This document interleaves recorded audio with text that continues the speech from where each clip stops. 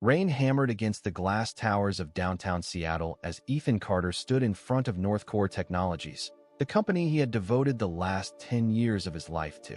Every morning he arrived before sunrise, and every evening he was among the last to leave. To most people, Northcore was just another billion-dollar AI company. To Ethan, it was home. He wasn't the loudest employee. He didn't chase promotions or office politics. He believed that if his work was exceptional, success would follow naturally. That belief was about to be shattered. Inside the building, employees rushed through the lobby with coffee cups in their hands. Digital screens displayed the company's newest AI product launch. Everywhere Ethan looked, he saw pieces of himself. He had written much of the core architecture behind the technology everyone was celebrating. Yet his name appeared nowhere. His boss, Richard Lawson, was already on television giving interviews. "The success of this platform belongs to our incredible leadership team," Richard said with a confident smile. Ethan watched silently. Leadership team, not engineering team. Not the people who had spent countless nights sleeping beside computer servers. Certainly not him. Still, he smiled to himself. Recognition had never been the reason he worked so hard. At least, that was what he kept telling himself. That afternoon, Ethan met his closest friend, Daniel Brooks, in the company cafeteria. Daniel had joined Northcore only 5 years earlier. Ethan had personally recommended him for the job, trained him, and even helped him buy his first home. "I heard Richard wants to announce a new vice president next month," Daniel said. Ethan laughed. "It won't be me." Daniel raised an eyebrow. "It should be." Ethan shrugged. "I just want to build great products." Daniel smiled, but there was something strange behind his eyes. Something Ethan failed to notice. Later that evening, Richard invited Ethan into his office. The skyline glowed orange behind the floor-to-ceiling windows. Richard poured 2 glasses of expensive whiskey. 10 years, he said. "You've been loyal." Ethan nodded. "I've tried my best." Richard leaned back. "I have something important for you." For one brief second, Ethan believed this was finally it. The promotion, the recognition. Instead, Richard handed him a black folder. Inside were legal documents, confidentiality agreements, financial records, security reports. Richard's smile disappeared. "Our security department has discovered classified company files being copied from internal servers." Ethan frowned. "What?" Richard slid another paper across the desk. The login records. Every transfer appeared under Ethan Carter's employee account. His heart stopped. "That's impossible." Richard sighed. "I wanted to believe you too." Ethan looked again. Every timestamp, every file, everything pointed directly to him. Someone had framed him. The next morning, security officers were waiting beside Ethan's desk. Nobody spoke. Nobody smiled. Employees lifted their heads above computer monitors as if watching a public execution. One officer took Ethan's company laptop. Another collected his ID badge. Someone whispered, "I knew something felt off about him." Another voice answered, "They say he sold company secrets." Phones appeared. People secretly recorded videos. The same co-workers who once called him family now refused to make eye contact. Daniel stood across the room. Their eyes met. For a second, Daniel looked guilty. Then he turned away. Inside the conference room, human resources waited with prepared paperwork. No questions. No investigation. Only signatures. "We're terminating your employment immediately." Ethan stared at the papers. "I didn't do this." "I'm sorry," the HR director replied. "The decision has already been made." Richard entered the room. "I'm disappointed, Ethan." Disappointed. The word echoed inside Ethan's head. 10 years. Thousands of late nights. Missed birthdays. Missed holidays. Missed anniversaries. Reduced to one word. Disappointed. Outside the building, reporters had somehow already arrived. Microphones surrounded him. "Did you steal company technology? Were you working for a competitor? How much money were you paid?" Flashes exploded across his face. He said nothing, because nothing he said would matter. The story had already been written. He was the villain. That evening, Ethan drove home through pouring rain. His phone wouldn't stop ringing. Unknown numbers. Journalists. Former co-workers. Finally, one call from Emily, his fiancée. Relief washed over him. She would believe him. She knew him better than anyone. "Ethan." Her voice trembled. "Tell me it isn't true." "It isn't.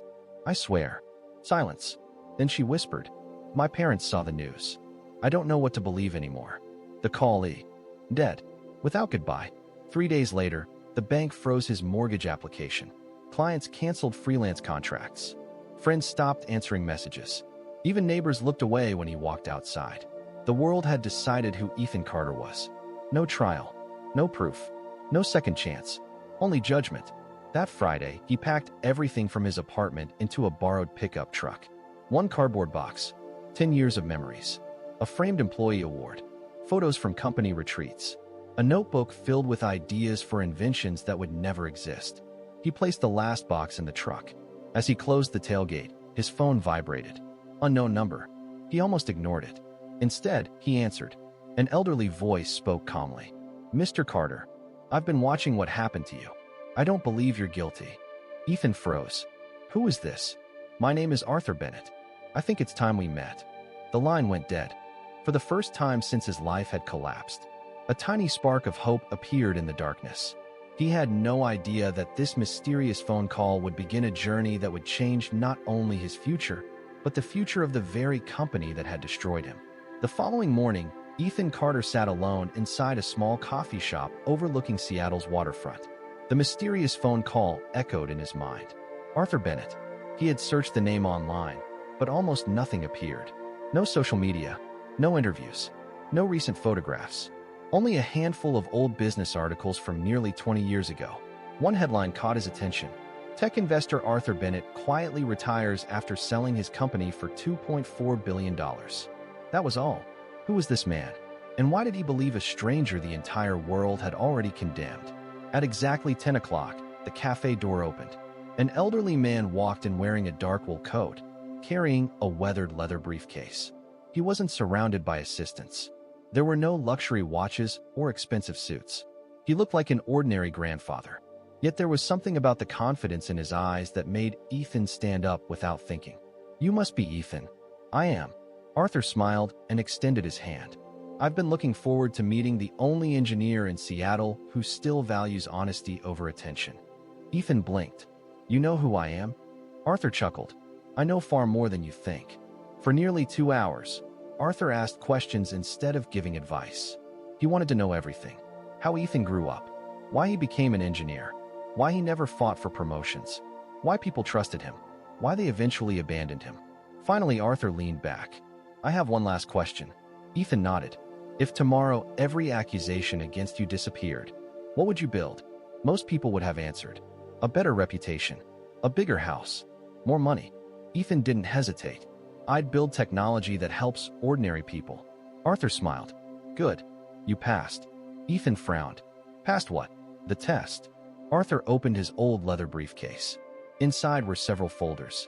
One of them contained printed photographs. Richard Lawson, Daniel Brooks, several North Core executives, private meetings, business dinners, conference trips. Some photographs were years old. Others had been taken only weeks earlier. Ethan looked confused. "What is all this?" Arthur's expression became serious. "People think you were chosen because you were weak. They're wrong. You were chosen because you were in the way." Arthur explained that he had spent decades investing in technology companies. He had learned one painful lesson. Most companies don't collapse because of bad products. They collapse because powerful people become addicted to control. North Core had once been one of America's most respected innovators. But according to Arthur, something had changed.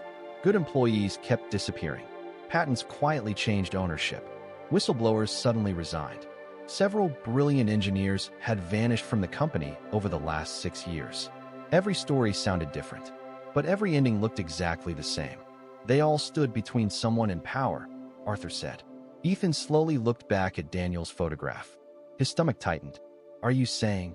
Arthur nodded. "I believe your friend didn't betray you alone." Days passed. Money was running out. Ethan began delivering food in the evenings just to pay for a small apartment. During the day, Arthur invited him to an old warehouse on the edge of the city. The building looked abandoned from the outside. Inside, it was something entirely different. Powerful computers, private servers, prototype robots, whiteboards covered with advanced AI formulas, a hidden innovation lab. Ethan stood speechless. Arthur smiled. "Welcome to my retirement." Over the next several months, Ethan worked harder than ever before. Not for revenge, for purpose. Together, they designed a completely new artificial intelligence platform. Unlike North Core's products, this system wasn't built to collect more user data. It was designed to help hospitals detect life-threatening illnesses earlier, reduce medical errors, and support doctors in making faster decisions. Arthur believed technology should improve lives, not just quarterly profits. For the first time in years, Ethan felt excited again. Late one night, Arthur walked into the lab carrying 2 cups of coffee. Without saying a word, he placed an old newspaper on Ethan's desk. The headline read, "North Core announces record profits for 3rd consecutive year." Beneath the article was a large photo of Richard Lawson, standing beside Daniel Brooks. Daniel was now executive vice president. Ethan stared at the picture. He remembered the countless nights they had spent solving impossible engineering problems together. He remembered helping Daniel prepare for interviews, helping him move into his first house, even lending him money when times were difficult. Arthur quietly broke the silence. "Do you still hate him?" Ethan looked away. "I don't know." Arthur nodded. "Good. Hatred clouds judgment. If you ever build your future only to destroy someone else's, you've already lost." One rainy evening, as Ethan prepared to leave the lab, Arthur handed him a sealed envelope. "Open it at home." Inside the envelope was a bank statement. The balance was enough to fund an entire startup. Along with it was a handwritten note. "This is not charity. It's an investment in a man who refused to become bitter. Build something the world cannot ignore." Ethan sat in silence for several minutes. Then, for the first time since losing everything, he smiled. The man who had once walked out of North Core carrying a single cardboard box was about to build a company that would one day shake the entire American technology industry. What Ethan didn't know was that, inside North Core's headquarters, Richard Lawson had just received a confidential report. The report contained only one sentence. "Someone matching Ethan Carter's profile has started building a new AI platform." Richard slowly closed the file. A faint smile appeared on his face. "Find out everything," he said quietly. "And this time, don't make any mistakes." Far away, lightning flashed across the Seattle skyline. The game had begun. Neither side knew that only one of them would still be standing in the end. 3 years passed. The headlines no longer mentioned Ethan Carter. To the world, he was a forgotten engineer whose career had ended in disgrace. But inside a renovated warehouse on the outskirts of Seattle, something extraordinary was happening. Ethan and Arthur Bennett had quietly built NovaMind AI, a company with one simple mission: build technology that saves lives, not just profits. Instead of spending millions on flashy advertising, they focused on creating products that solved real problems. Their AI helped hospitals identify medical emergencies faster, reduce paperwork for doctors, and improve patient care. Word spread quickly. One hospital became 5. 5 became 50. Within 3 years, NovaMind was signing contracts across the United States. Investors who had once ignored Ethan were now asking for meetings. Ironically, he turned most of them down. "I'd rather grow slowly than lose control," he told Arthur. Arthur smiled. "Now you're thinking like a builder, not a businessman." Meanwhile, inside North Core Technologies, the mood had changed completely. Revenue was falling. Major clients were leaving. Their newest AI products were unreliable, and several talented engineers had resigned. At an emergency BOA RD meeting, Richard Lawson slammed a report onto the table. "Our biggest competitor has taken nearly 20% of our enterprise clients." A board member asked quietly, "Who is this company?" Richard turned the report around. The room fell silent. "NovaMind AI." No one spoke. Finally, Daniel whispered, "That can't be possible." Richard's jaw tightened. "Oh, it's possible. And it's Ethan Carter." Daniel couldn't sleep that night. For years, he had buried the truth beneath promotions, bonuses, and luxury. But guilt never disappeared. He remembered the day Richard had called him into his office. "You have 2 choices," Richard had said. "Help us remove Ethan, or lose your career with him." Daniel had chosen fear over friendship. It was the biggest mistake of his life. The next morning, he drove to Ethan's headquarters without telling anyone. When Ethan walked into the conference room and saw Daniel waiting, neither man spoke for several seconds. Finally, Daniel stood. "I'm sorry." Ethan looked at him calmly. "Sorry doesn't change the past." Daniel lowered his head. "I know." He placed a flash drive on the table. "I can't undo what I did. But this contains everything. Emails, financial transfers, internal messages, the real people behind the conspiracy. If you use it, North Core will never recover.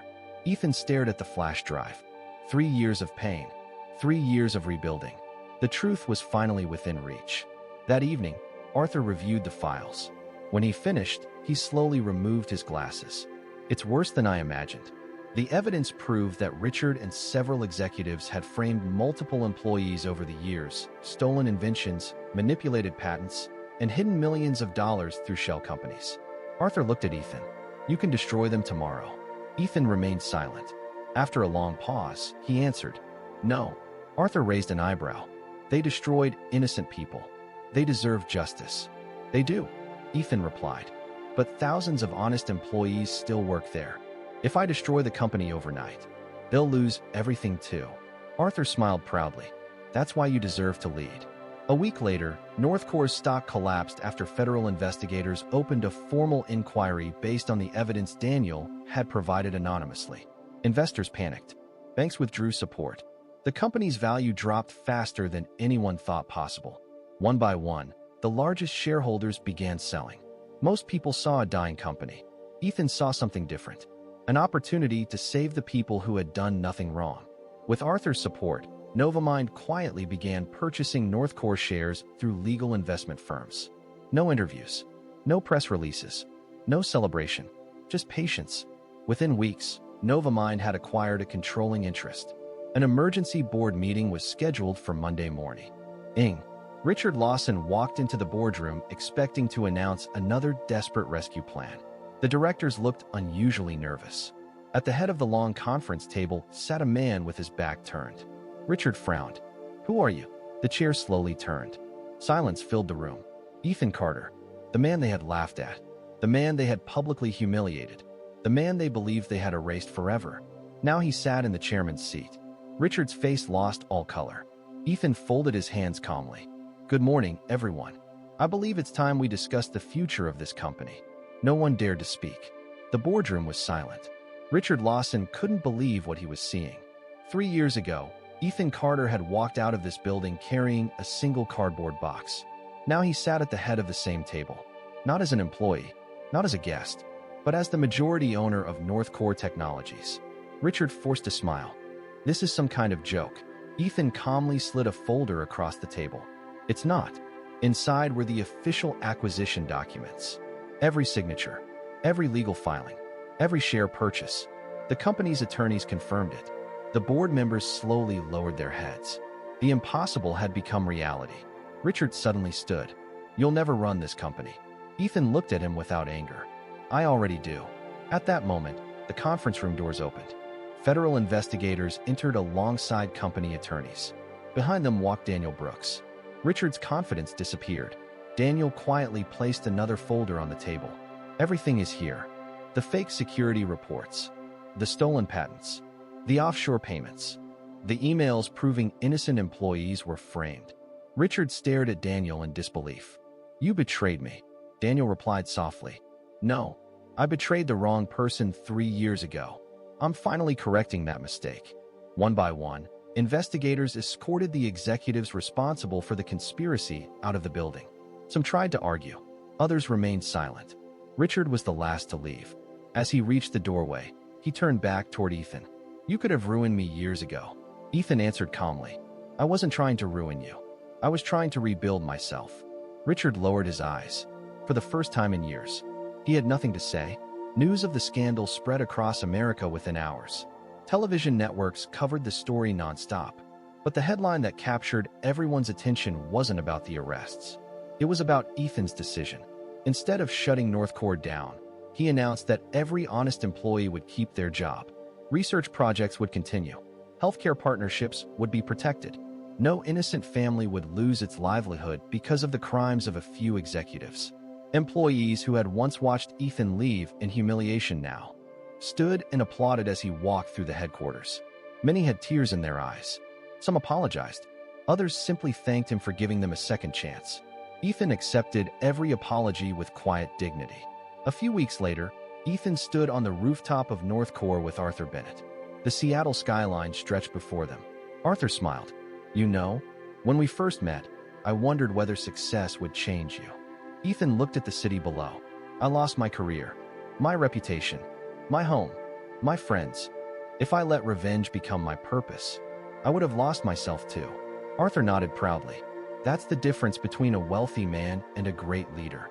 Months later, Northcore and Novamind officially merged. The new company focused on medical AI, education, and public safety. Thousands of jobs were preserved. Millions of people benefited from technology designed to improve lives rather than maximize profits.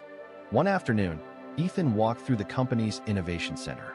Near the entrance stood a small glass display case. Inside was an old cardboard box, the same box he had carried out of the building 3 years earlier. Below it was a simple plaque. Never judge a person's future by their darkest day. Employees stopped to read it every morning. Many never knew the full story, but they understood the lesson. Failure is temporary. Character is permanent. Late that evening, Ethan received a message from Daniel. "Thank you for giving me a chance to make things right." Ethan smiled and replied with just one sentence. "The past teaches us. It doesn't have to define us." He put his phone away and looked out over the lights of Seattle. 3 years earlier, he had left this city believing his life was over. Now he realized something far more powerful. Sometimes the greatest victory isn't proving your enemies wrong. It's becoming the person you were always meant to be. And sometimes, the strongest revenge is building a life so meaningful that the people who tried to destroy you become nothing more than a chapter in your success story.